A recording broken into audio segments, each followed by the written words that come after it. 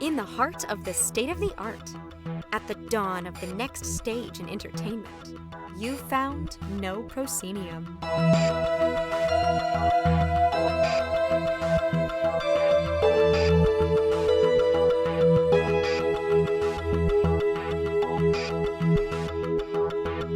You have indeed found No Proscenium, the voice of everything immersive. I'm your host, Noah Nelson, and welcome to episode 429 of our ongoing exploration of the immersive cosmos.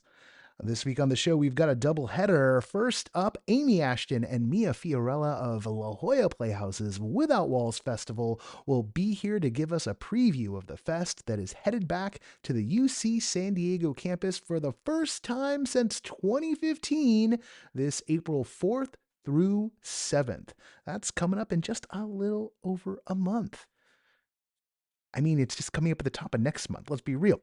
Then Samantha, Gorman, and Danny Cannizzaro of Tender Claws, the studio behind NoPro favorites like The Under Presents and Virtual Reality, are here to talk about their latest release, Stranger Things VR, which launched on Meta's Quest platform last week. Try to say platform challenge there, Noah.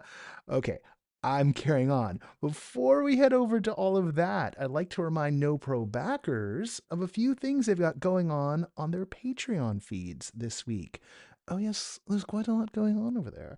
For starters, you've got your Emmy Awards ballots. That is the No Proscenium Audience Awards. The full awards ballots are up for NoPro backers only.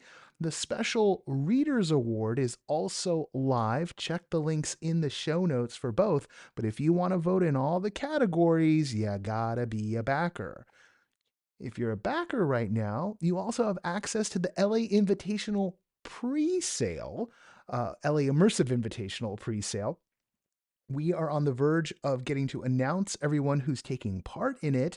We should have more on that for you next week. But right now, the pre-sale is open. That is also happening in April. The Sunday showcase is April 21st. It's going to be a fantastic time. And just added to the set of special things for the NoPro backers, this week is a 20% discount for Corinne Wick's Music Talks and James Lopez's The Final Seance at the 2024 Ampersand International Arts Festival in Williamsburg, Virginia. That's for you to use or share. That festival is coming up towards the end of this month, March, although I'm recording this on February 29th. It's coming up at the end of this month, towards the end of this month, and we've got a 20% discount to 2 works from members of our immersive creative community who are there in Williamsburg, Virginia, as part of the Arts Festival, which was arranged by another member of our community. Thank you, Adam Stackhouse. All of that is on your Patreon feed if you are a backer. Speaking of, there are 3 people who are getting that this week that weren't before. I want to welcome 3 new backers to the fold.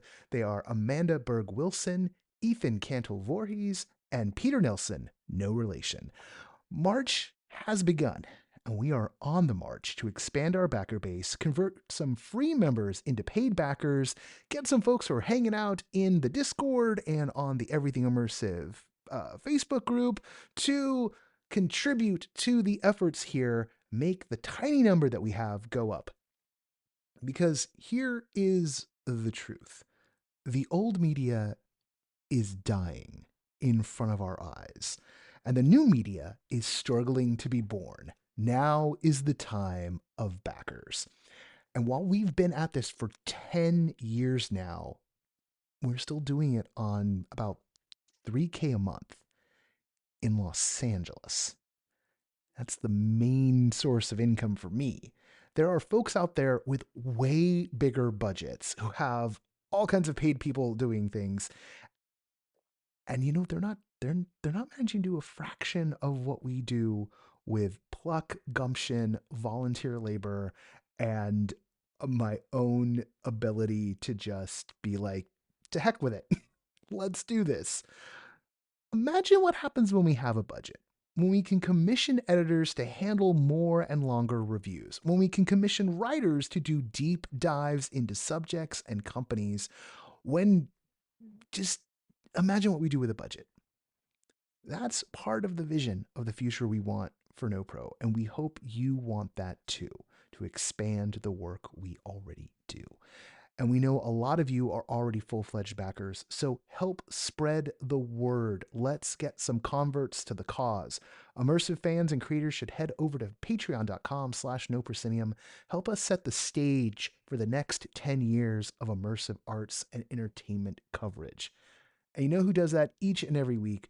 Our sustaining backers. A big thanks to Samuel Mistry, Chris Woolman, Samantha Davison, Eric Shamlin, Elaine, Daryl, John Boulette, Cameo Wood, Jay Bushman, Jerome Joseph Genties, Kurt Collins, Ryan, David Bassick, Richard Ayers, Lonnie Hands-On, Lecker LeCool, The Ministerial Peculiarities, and Jan Budman. Thank you all. You've made this possible. Let's go even bigger. That's it for now from me. Let's get into this doubleheader. It's spring training. It's time for doubleheaders. And I'll talk to you a little bit on the back end.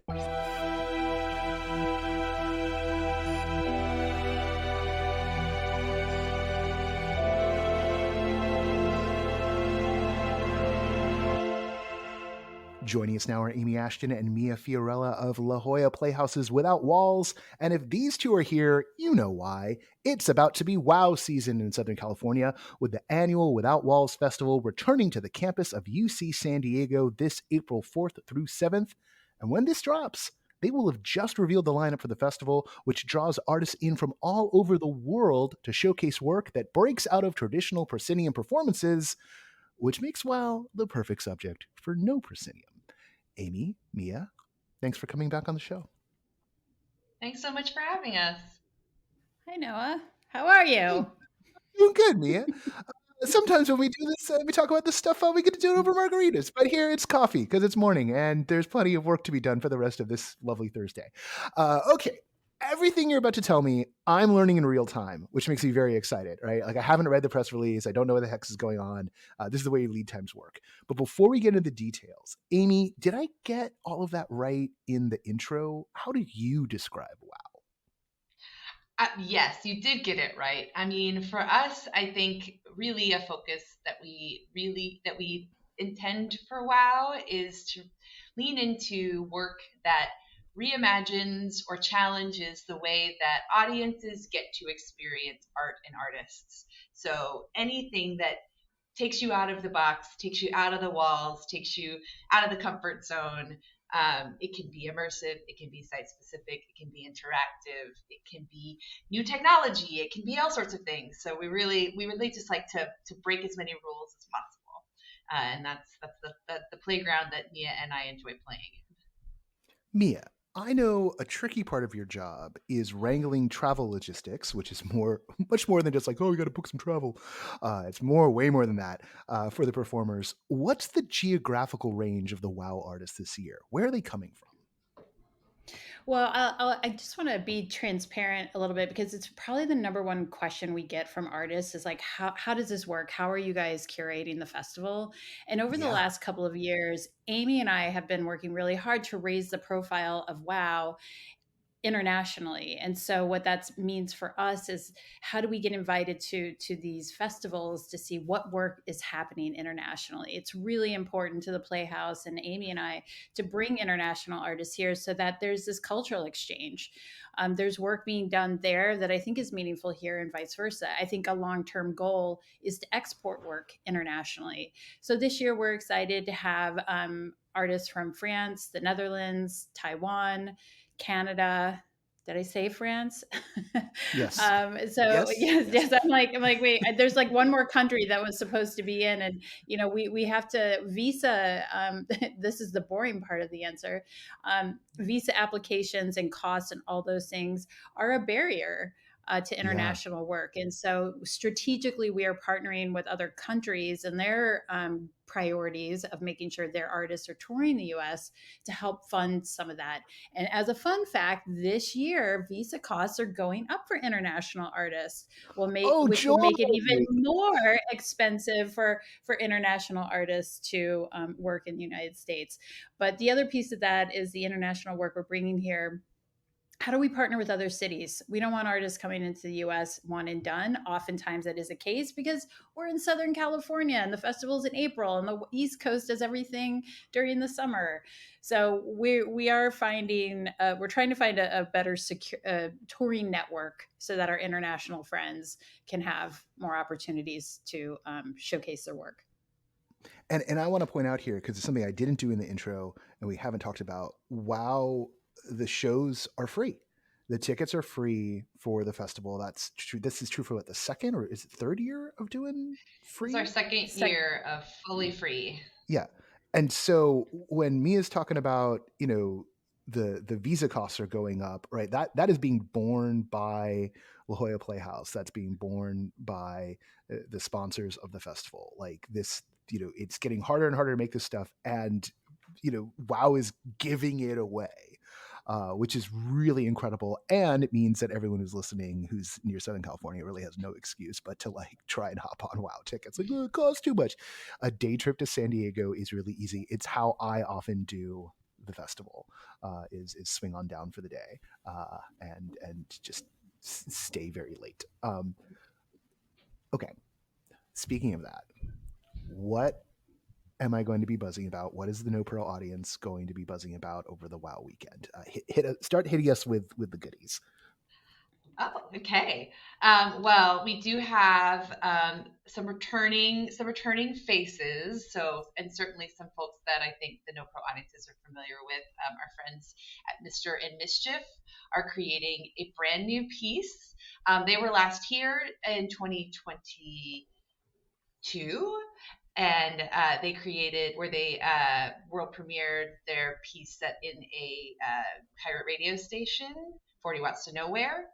And they will be creating a piece that's actually based on some personal stories where adult audiences get the opportunity to join a kids detective agency. Which is something that Andy, one of their creative members, had a personal experience with, and is utilizing a little bit of that story and that inspiration and their incredible ability to create play and nostalgia and joy for adult audiences in this experience. So you'll you'll do the pledge, you'll go out looking for clues and finding mysteries and helping to solve potentially some real life mysteries. So it's going to be a really exciting, immersive, out in the world, just their brand of mischief, I would say. I think that will be a really, really special one. Oh, that's going to be exciting. I mean, we're big fans of the work of Mr. Mischief here. Obviously, 40 Watts from Nowhere and Escape from Gato before that, and I did not realize that what Andy was working on Andy and Jeff were working on was like a Encyclopedia Brown, Hardy Boys scenario. Encyclopedia Brown was like maybe my absolute favorite thing to read in elementary school, and like I would write little short detective fiction like in elementary school myself. So that's a lifelong one right there. Very, very excited. So just Andy, just know, coming in with high expectation. No pressure. I'll say no spoilers, but at the playtest, I was given fruit snacks, and it did make my heart very happy. Okay, good. That seems really smart. Hopefully that doesn't get cut. Don't cut the fruit snacks. That's going in the permanent like immersive 101 deck. Don't cut the fruit snacks. Or what else do we got? What else? What other returning favorites do we have? One of our local companies, Blind Spot Collective, who it just does incredible work all over the city and touring and in schools.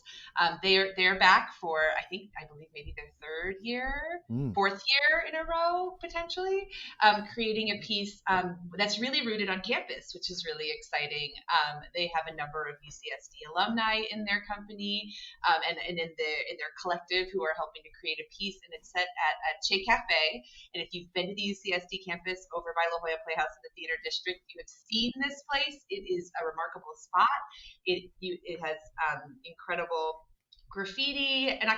murals, and it's a spot that for years has been run by the students. It's a student organization.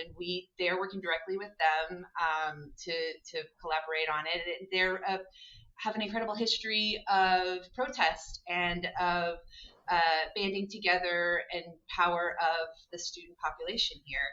They also have awesome concerts that I always walk by on my way up to see shows at La Jolla Playhouse, and I'm like, can I go see that? So I'm excited to finally get a chance to kind of get into Che Cafe, and they'll have a number of different scenes, and it'll be an opportunity for the audience to join the movement.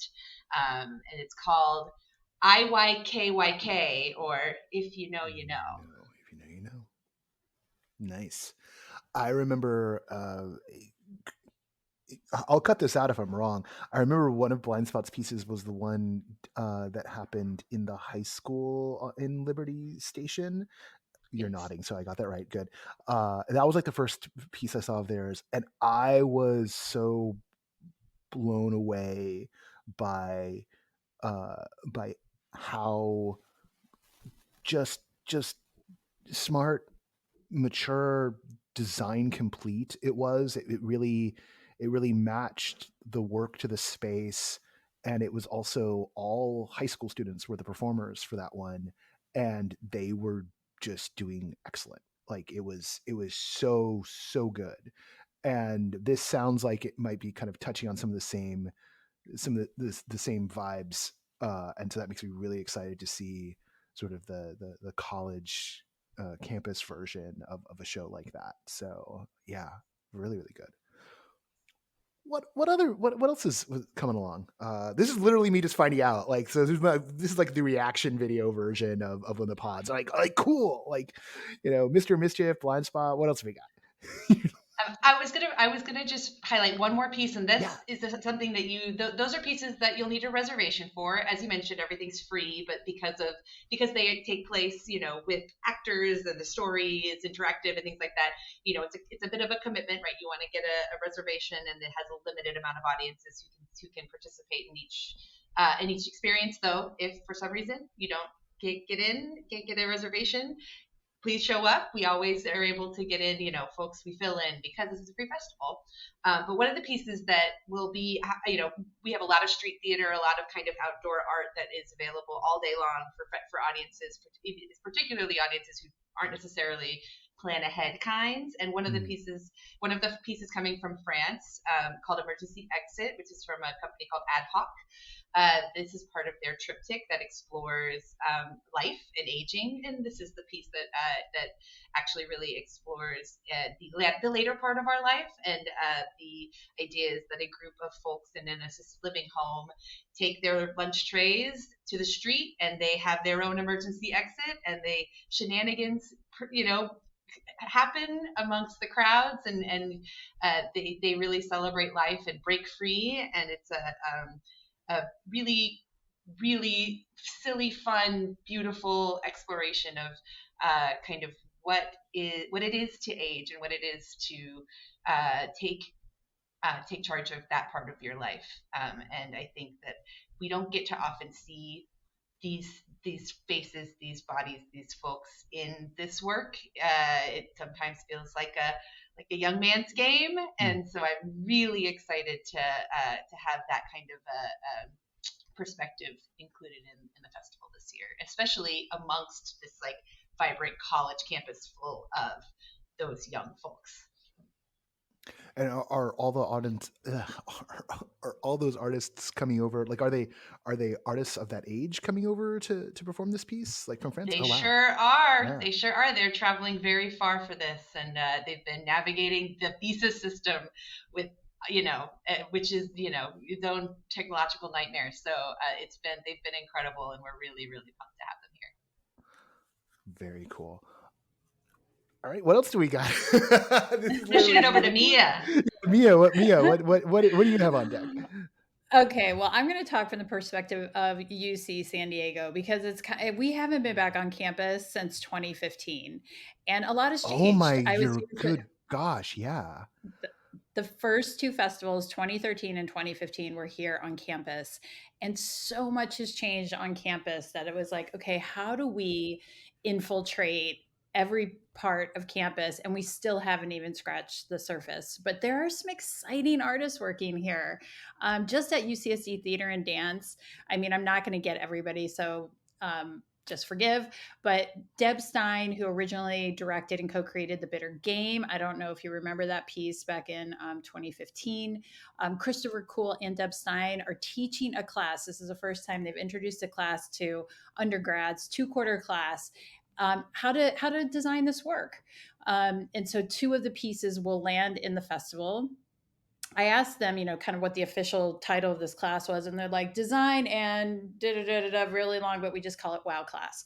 So that's amazing that we have WOW class in the festival, and we're lucky because some of the folks involved with those projects are interns at the Playhouse. So there's a lot of involvement that Amy and I have, and we're seeing producers rise out of that group as well as artists. So I think for the future of the field, it's exciting to see this finally in motion. Obviously, Robert Brill is there, who had projects early festival days. Vanessa Stalling. There's so many incredible. Bobby McElver, who does a lot of work. So we're so lucky to have that staff, the faculty here. We're also working with the Stewart Collection. There's a piece called Fallen Star, which is a house that sits on top of the Jacobs Engineering School. Look it up, Google it. They're amazing pictures. It's by a South Korean artist, Do-Ho Soo. And there, we're going to open Fallen Star just as a activation because the house itself and going inside this house and the kind of the equilibrium or the offset of that is really exciting. But one of the UCSD theater and dance classes are setting a piece there called Fallen Stars. The Mandeville Art Gallery, which is really close by, is doing a piece called Bodily Autonomy, and we're gonna there's a piece of it, the saliva exchange that will happen on Thursday evening, so you can go in and swap spit with folks. So we're excited to see how that goes. We also, I know. I mean, I don't want to get into the weeds of it, but Google it. There, all the things why we're going to swap spit and talk about what it means to give your DNA. What does that mean for the conversations around access to that? So that should be fun. We're partnering. Our main partner for the festival is Art Power, and they have commissioned a piece from Princess Lockaroo that will take place on Thursday evening at the new amphitheater stage. Across from the amphitheater stage is a design and innovation building. Well, this place is kind of exciting. There's 4 stories of innovation, starting at the basement level to design, makerspace, to completion of the innovation projects that people are working on. We're doing a VR piece. This is the first time in the festival. We're doing a VR piece, Origami Air, called Folding Futures. There's a PhD student that's doing a 10-minute VR piece. The Birch Aquarium, Ash Smith and Robert Toomey, who are doing a test, a fish phone booth for the Birch Aquarium. So they'll be testing out that project there. So that's going to be an experimental space of a lot of different types of innovation. So that'll be a first for the festival. I'm sure I'm missing some other things happening on UCSD, but there really are incredible artists that are working here and students that are creating work. And we hope that in future years at the festival that we'll continue to showcase that work. I'll have us going to go through some more of the pieces in a bit, but with this year's curation, sort of did you come into it with like a theory because you were going to be back on campus and wanted to do some deliberate showcasing there and kind of lean things that way? Or has the assemblage sort of, has it come around a theme, or has it kind of come out of what you've been seeing and what's been, where you see the art going based on what's been popping up on your radar? We've definitely had a lot of inspiration and a lot of conversations around the space and around UCSD, the campus itself. Obviously, like Mia mentioned, the Stewart Collection, which is just a whole slew of incredible public art pieces that are all over campus that are they make for perfect backgrounds for interesting art.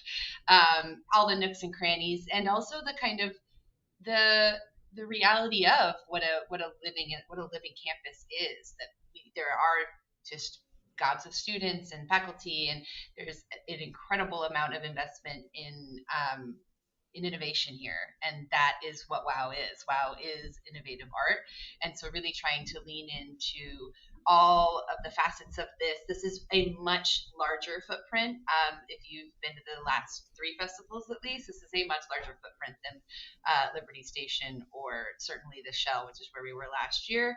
We're going to so navigating that for us to make that something that is really accessible for audiences, because I think it's a really exciting opportunity. People who come to the Playhouse often never get to see some of these amazing places on campus, or there are students who live in their siloed part of campus, and we can get them out and get them into the other parts of this incredible little mini city as it is, and really highlight some of the new developments too, like the incredible Epstein Family Amphitheater, the Design Innovation Building, places that I think may not have completely been explored in these ways. So we're really excited by that, and then every time we walk into a new building or a new spot, not only are we saying, can we use your stuff, can we take this over, but like, who is making stuff here, who is working in this world, because it's not just theater and dance, it's art, it's the music school, it's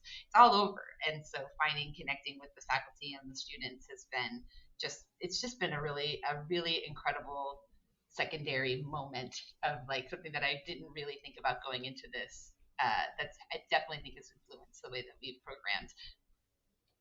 Well, and the festival's always had this great vein of like mixing different artistic disciplines, right? Like I know when I go to WoW, I'm going to see theatrical pieces. I know I'm going to see dance performance work.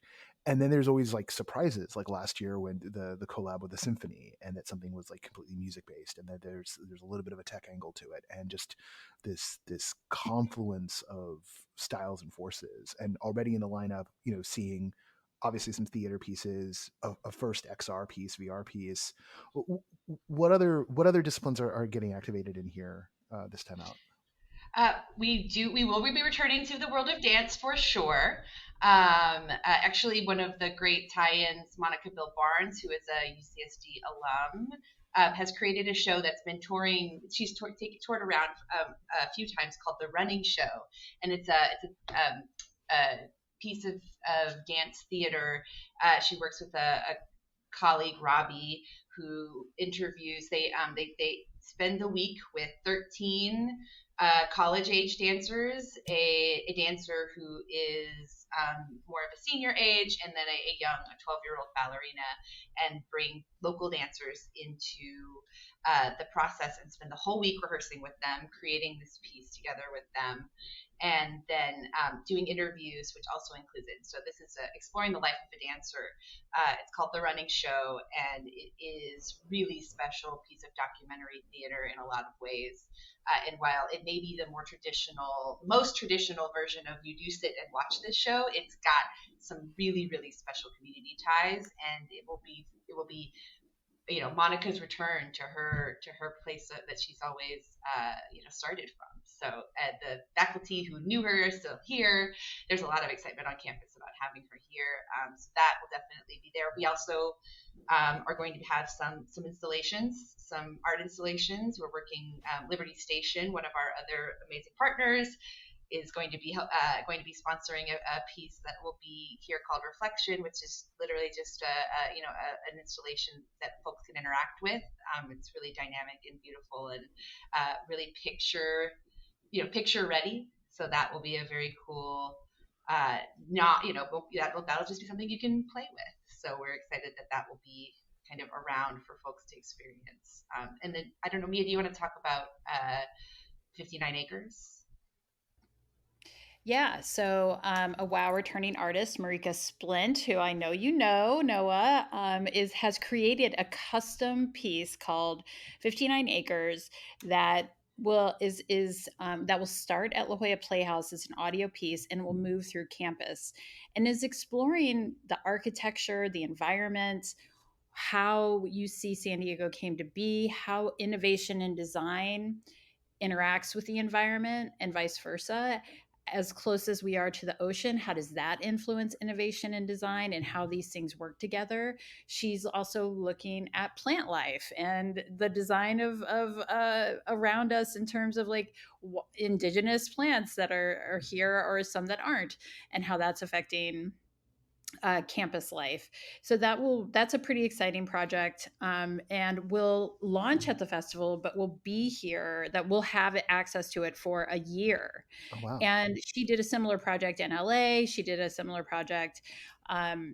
For University of Penn State, so we're excited to have that project, and that's been a year-long process of connecting her with interviews with scripts and with architecture and design on campus and other like experts of the history of campus here. And I mean, there's pictures that she has that were inspired and influenced of cows that are just lined along the beach, that's just down the hill from us, and how Scripps Ocean, Scripps, came to be, and how the university had expanded into the sciences and innovation. So it's she's an artist we've worked with before. We think she's incredible. She's also a professor at UCLA and also interested in the next generation of who's creating this work, and how we're in the academic setting, how we're supporting those future artists.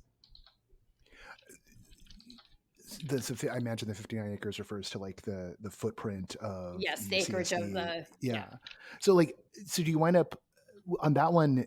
Is it something that's just sort of persistent, or is there like is it a timed experience where like in an hour you're going to get all that, or is it something where it's like just there are nodes all over the campus that break you into that reality?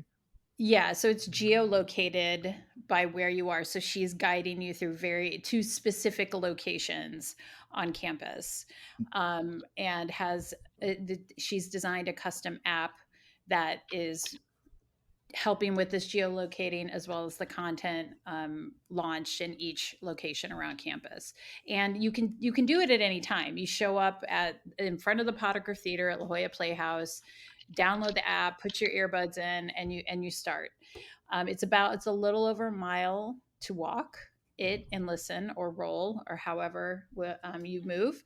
And I'm excited at the end. The end of the location at the end she has chosen, I think, is an apt spot. All right. I won't say any more. Yeah, no, don't. That kind of discovery is really great. This is such a great cross section of all the things that are possible in a festival like this. Are there any other pieces that, I mean, obviously you've spent so much time curating all this stuff. I mean, there's all this stuff, but is there anything we haven't touched on yet, or Amy, there's a theme this year that we humans embodying animals. I mean, that you could say sorta. that there's a few moments where there may be some animal impersonation or animal costumes involved for audiences and artists alike. Very cool. But including, I guess I should say, and you'll probably see many times around Corpus, which is another company that is returning to us from Canada. After they did flyers here on campus. They did La Boule at Liberty Station, and we're bringing their piece Les Moutons to the festival, which is a physical theater piece where their company members embody sheep.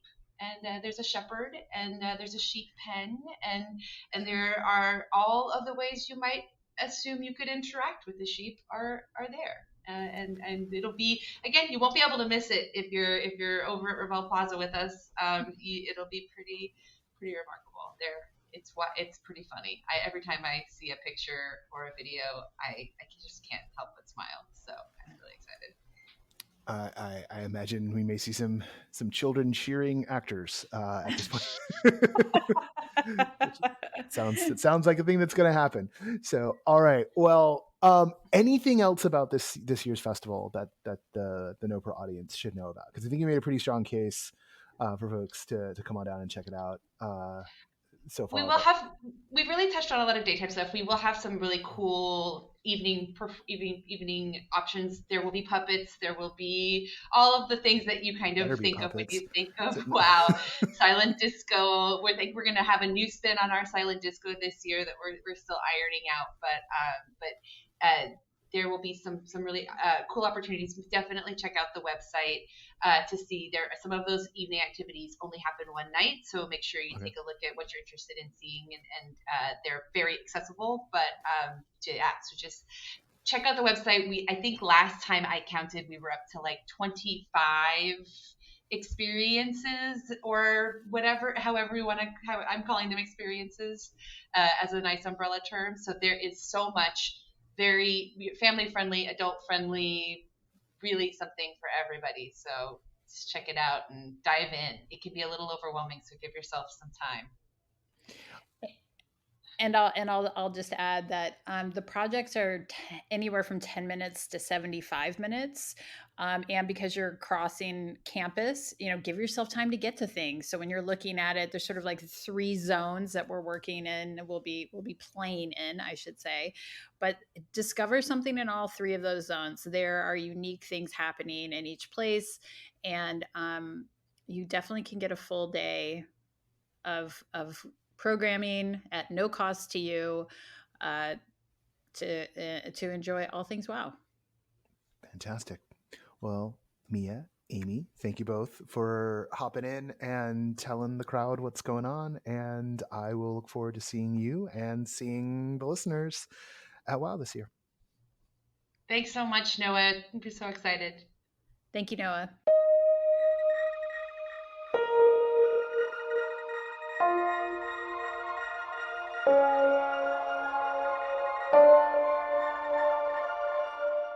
Joining us now are Samantha Gorman and Danny Cannizzaro of Tender Claws, the studio behind NoPro favorites like The Under Presents and Virtual Reality. They're here to talk about their latest release, Stranger Things VR, which invites players to take on the role of series' big bad Vecna and get a whole new perspective on the hit Netflix show. Sam, Danny, thanks for joining us on the show today. Thanks for being here. We're excited to talk about the game. It's fun. Sam's up in Santa Cruz. Danny, you're still here in LA? Yeah, I've been doing the drive up and down the coast a lot. Oh my weekly at the moment, yeah. Oh my goodness! Wow, I know that drive real well. Okay, so that's to let everyone know where we're at. That's the one off book thing right now. Let's get into this. This is a huge release for you guys in terms of like I've never seen you guys get to play with a big piece of IP like this before, so it's kind of exciting to watch sort of family friends play in big sandboxes. What story does the game explore in the Stranger Things universe, and how does it fit in with what we know from the show? Yeah, and we'll probably talk more about this, but we had a lot of, context from the show, and we definitely wanted to do something that was like a love letter and felt resonant with the show. It's generally a story about the transformation of Henry into Vecna and creation of the Mind Flayer. There are themes of what makes a monster, as well as like who's an outsider and outsider status and found family throughout the game. And I think positioning wise, most of the game takes place in the timeline kind of over seasons 1 through 4 of the show, and it shows events you might have seen in the show from a different perspective, or it'll take some small moments from the show and expand them into kind of like larger chapters in the game. I was really struck by how we were plunged right into the aesthetic and like right from the title screen, and that carried on into the first sort of core sequence of the game. It was just, okay, boom, we're in Stranger Things, and we know exactly where in Stranger Things we are. That was super impressive. Who pitched whom? Like, how did this come together? Who pitched whom on making this all from the point of view of Henry / Vecna? Like chicken and egg time here. So it actually started, and our first pitch for the game happened before season 4 had come out. We had no access to season 4, and we were pitching on the idea that we wanted to create a VR game that took place mostly in the mind spaces of the characters, in the memories, in the dreams. 11 has those sequences throughout the first 3 seasons where she's telepathically kind of projecting herself into the void, and we're just, as you know from our past projects, these are the spaces we like to work in. We like to work in these kind of like impossible poetic spaces, and think VR does a really good job of that. And so we pitched them a game that was mostly in the minds and kind of the characters itself. And then I think as season 4 started coming out, as we started getting starting talking with them and getting the scripts and stuff, they were also thinking that direction. The big bad villain ended up being a character whose main power was the ability to get inside and corrupt memories. And so I think there's just a lot of kind of synergy with like where we were thinking would make a good experience and what the direction they were taking the show. And we definitely, when we were, approached about it, we definitely felt like there was synergy between this idea of this definitely character study, more emotional, portrait of like a character, and the when we were approached, we felt there was synergy with the Netflix team in particular in this wanting to have more of a narrative, study a little bit of the characters, and this kind of emotional approach to the character study of being inside a character. But we were also really interested in not wanting to just simply like retread, ground exactly, or like shows. It's not like we were really aiming for the type of work that we do to just like URL and you're like, battling demo dogs left and right. But we wanted to like go into a place that felt more expansive, and that like our creativity could supplement the show and help, like, as Danny was talking about, lay like seeds for ideas of what Vecna could be up to in the background. You've kind of answered a bit of this so far about what the design brief for going into the game was, but I guess then you started with this idea of wanting to go into the minds of the characters, and then they had you got the season 4 material and saw that like Vecna was part of that. How did then the brief then evolve at that point and start to focus down? The vertical slice, the first part of the game that we actually started like really building out and prototyping out mechanic wise and narrative wise and figuring out the pacing is kind of chapters 1 and 2 from the game. Chapters 1, if you play it, is you being led by Dr. Brenner through kind of a series of these exercises, and it really nicely puts you as the player kind of like as a subject in Hawkins' lab, which helps with the tutorialization because you have the Brenner character like guiding you through it.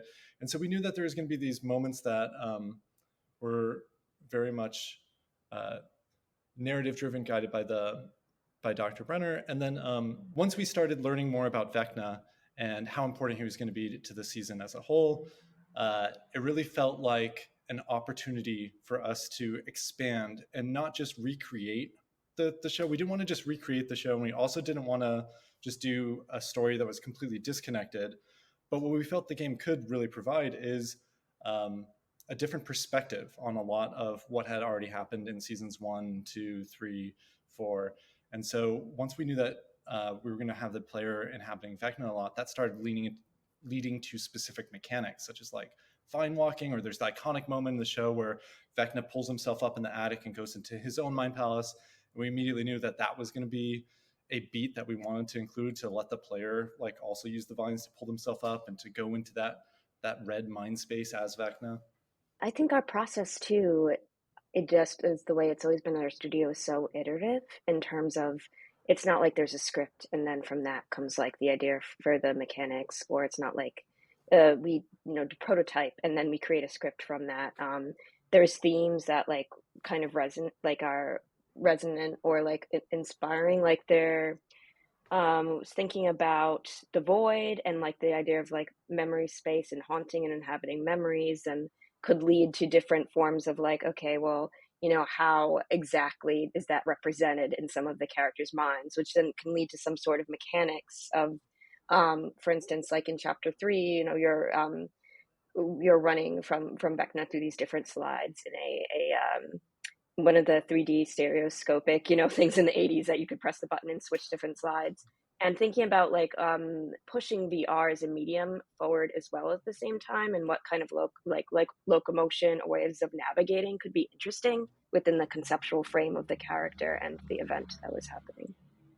I love the viewmaster moment, because it's also resonant with virtual reality. So it felt like a real, like, the aesthetic of Stranger Things meets the aesthetic of Tender Claws, like, in a perfect Venn diagram overlap, and that the chapters have different mechanics and different modalities, and depending on what point of view you're interacting with the world in a different way, but it's also in a way that's really clean because it's in that chapter format. So like this kind of like rethinking and mulling over, and kind of not just looking at the world in the game from a different perspective, but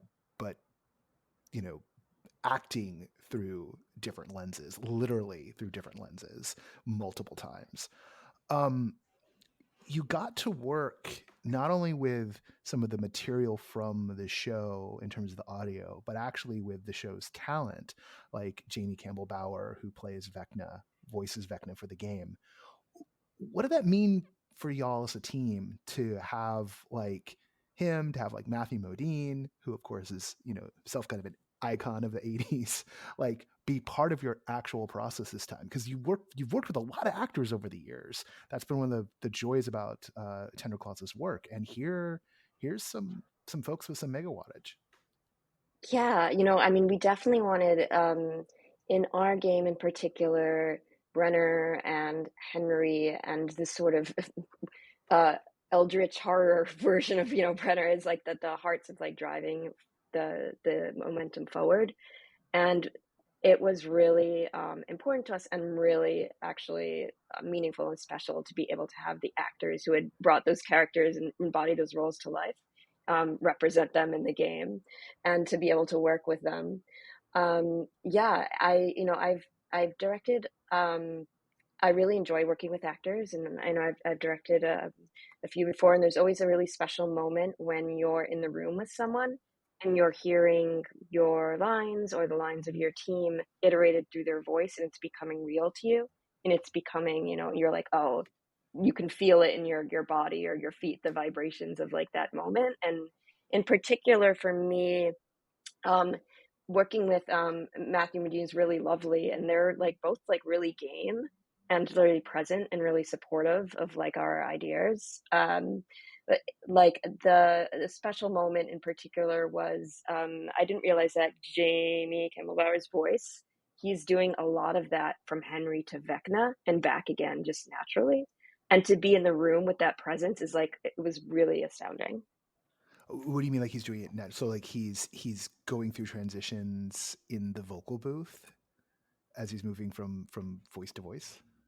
Yeah, so he's able to capture those characters and like move between those voices just on the spot, and and pretty seamlessly. And then when you're working with actors, and it's like especially embodying the presence of the character, and like their voice and presence can change, and to see that kind of that ability to flicker between those two roles was really really amazing and exciting. And Matthew Modine also is similar in that he is voicing the Brenner of like Henry's memories, and then this sort of not to give too much spoilers, but this almost manifestation of this haunting version of Brenner that like alternates between being more grounded as the Doctor and this sort of a little bit of a more wispy or echoey kind of character. Danny, is there something you want to add? No, I mean, yeah, I think we were really excited when we were able to work with them, and I think that goes to a little bit like what you were hinting at before, that this is the first time as a studio. We're a pretty small studio still, and so like getting to be in that bigger sandbox where there is like a lot of built-in fans and actors and people that already know these characters kind of inside and out, and so it's exciting to like bring them in and like have their knowledge kind of help enhance the game we're working on. And also you kind of get to be on the other side as well, like get into the process and sort of see how the sausage is being made for that show in a way that like not a lot of people who aren't working on that show get to do. That's got to be also a bit fascinating. So our listeners are fairly familiar with both Stranger Things, in large part because there's been immersive activations of it, a few of them now, and with Tender Claus's work. How do you think this game shows how those two fit together? I kind of talked a little bit about that with the Viewmaster moment, but why is this like a good fit for you guys? Yeah, I think we found as we were working on it more and more spaces where there was interesting overlap with past projects we'd done or ideas that we'd been working with. Like you mentioned VVR kind of overlapping with the viewfinder and this kind of like nostalgic look back at technology and 80s.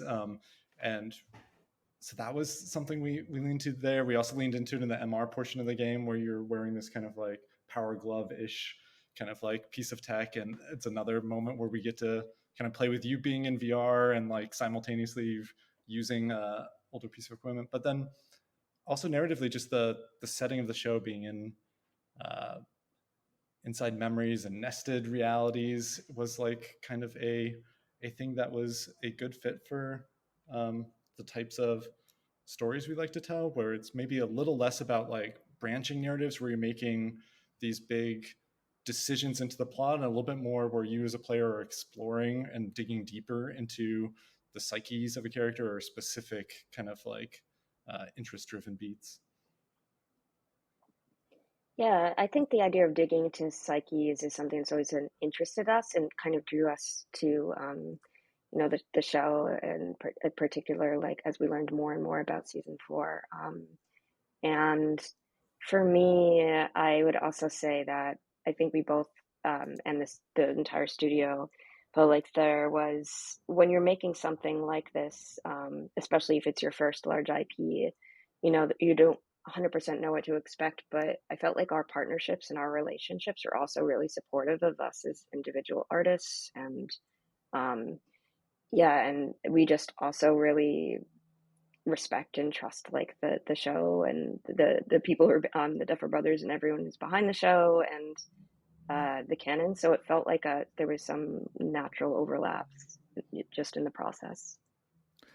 Yeah, from this side of things, getting to play it and knowing the show fairly well, it really does feel like a good merger of both. Like it feels kind of obvious that if anyone was going to make a Stranger Things game, it would be y'all. Even when it was announced, it was like, oh, that makes a lot of sense. Of course it would be them. And then here we are climbing around on vines and corrupting minds and using Viewmasters to see things and the shifting perspectives and getting to, there's so many things that are like, it's like, oh yeah, this feels like this moment in like the Underpresents, like getting to like see the world through this perspective, and just all of that grammar of storytelling you've developed over, what, half a decade now, applied to this.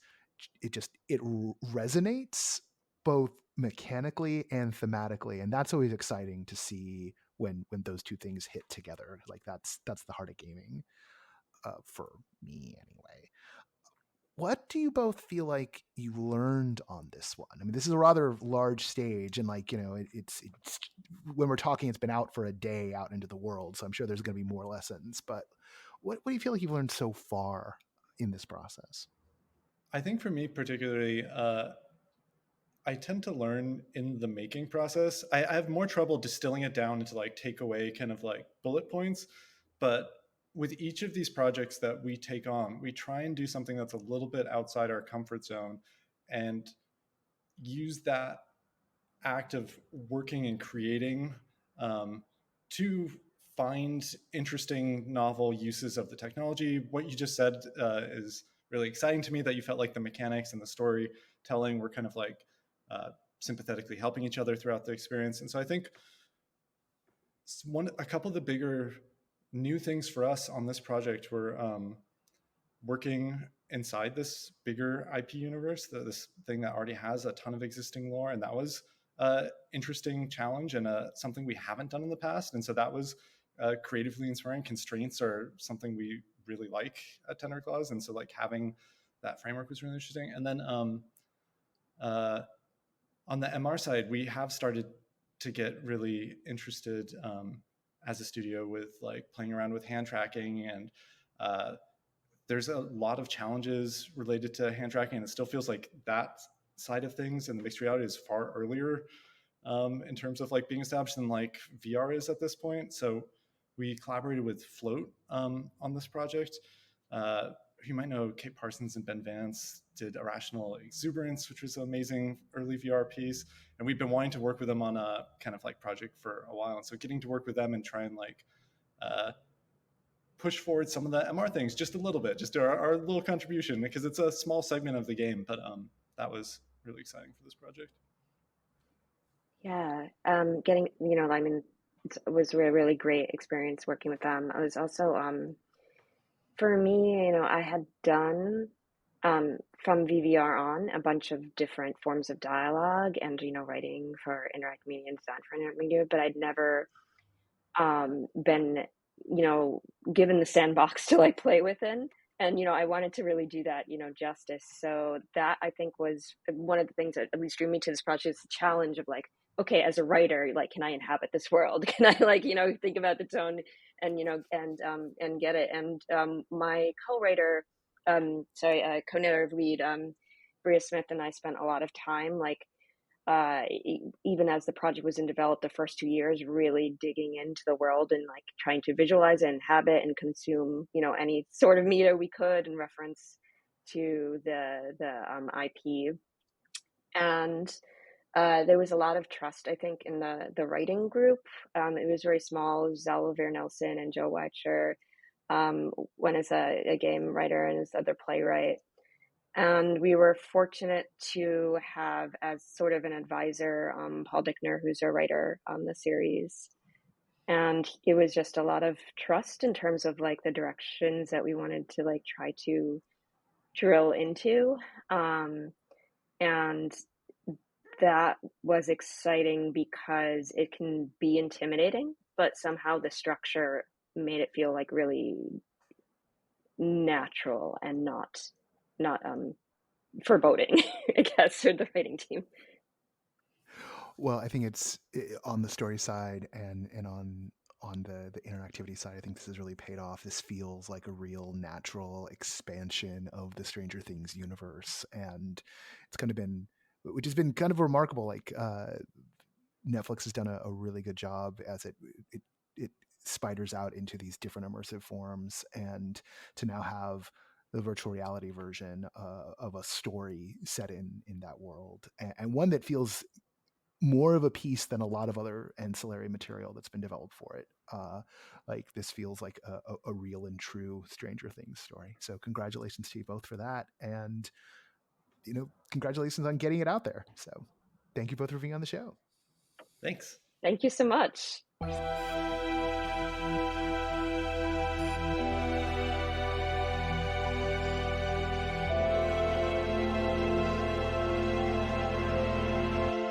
Once again, I want to thank Amy and Mia and Samantha and Danny for being our guests on the show this week. Check the show notes for all the pertinent information.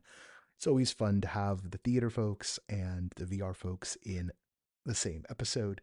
And look at it. Right now, this is like, we're like 58 minutes and 50 seconds in. So it's not even like, an ultra long episode.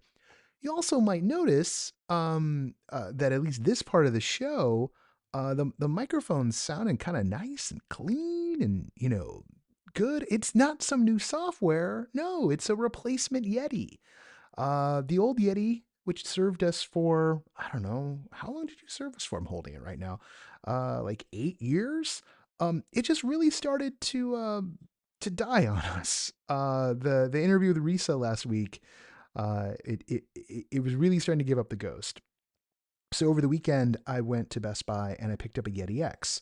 Don't buy a Yeti X. Yeti X's, even though they have a headphone jack on them just like the Yeti does, it's not true live monitoring. And if you've been talking to microphones for a living for, say, 3 decades, and you have something that looks like it should be live monitoring but isn't live monitoring, it just might drive you totally crazy, which is what happened during the Key of Dreams interview, which is coming up later this month. You can find out more about the Key of Dreams in the recent Coming Soon that we had on the site. Yeah, I think those people think that I completely have no idea what I'm doing, because that Yeti X was driving me really bonkers. And it's a shame, because there's a lot of features on it that are good and made a lot of sense, and some onboard monitoring, like meter levels, and it was all sleek and black, and got my Batman on. But yeah, no, the older model that is less expensive is actually the better tool. Who'd have thunk it? Everybody, the gal at Best Buy literally was like, yeah, it's usually the case. The older model's usually better, which I guess is good for me. I'm the older model at this point. Indeed, there's lots of new kids on the block these days, but we've been here serving you for a decade now, and honestly, we want to go bigger. So, absolutely sincere. I know everyone who's listening right now is almost certainly a backer. If by the odd chance you're like a lapsed backer or something, it it really significantly makes a difference. If you are a backer, please don't take this as a, please give more money. We want more backers. We want more people actively participating. And part of that active participation is help spread the word. The call sheet is great for that. The rundowns each week when there's something interesting is great for that. The coming soons. If you find work that sounds interesting, if you saw something or read about something and said, ooh, I want to go to that, let's get people knowing about the good work like everyone knows about the Willy Wonka thing this week, right? Like the terrible, no good, very sad, made children cry Willy Wonka thing in Glasgow. It made international headlines. Everybody knows about it now. The whole world knows about it now. What they don't know about is all the awesome work we've been telling everybody about for 10 years, because people love to share the depressing stuff and no one likes to share the happy stuff. I'm guilty of this too. But you have so much power. And we put all this stuff out there specifically to help you do just that. And part about making that noise are the audience awards, which are coming up. If you are a backer, do check your Patreon feed, get your ballot, vote. A shockingly low number of people have voted so far, which is frankly an embarrassment. Please, let's make this real and good. And if you're not a backer, think about becoming a backer so you can vote in all the categories. But there's also the Special Reader Award, which is open to everybody. It means so much when we see you sharing the work, because it means that tide, that tide everyone talks about, the rising tide that raises all boats, right? You are the tide. We're the water, but you are the tide. So let's rise. All right. That's a fun place to end it. This show is brought to you by a whole lot of people who work very, very hard, and who have also put in a lot of effort over the years. The associate producer of this show is Parker Sella. Music for No Proscenium is by Chris Porter of the Speakeasy Society and Solar the Podcast. Special shout out to the entire NoPro editorial staff who do all of this because they love it. And indeed, one day, I hope that I get to remunerate them in actual cash and not just kudos. Another special thanks to Siobhan O'Loughlin, who voices our intro. And this podcast, all the bits and bobs and whatnot, and all the flubs and the bad edits, well, that's my fault. I'm Noah Nelson. And until next time, I'll see you at the show.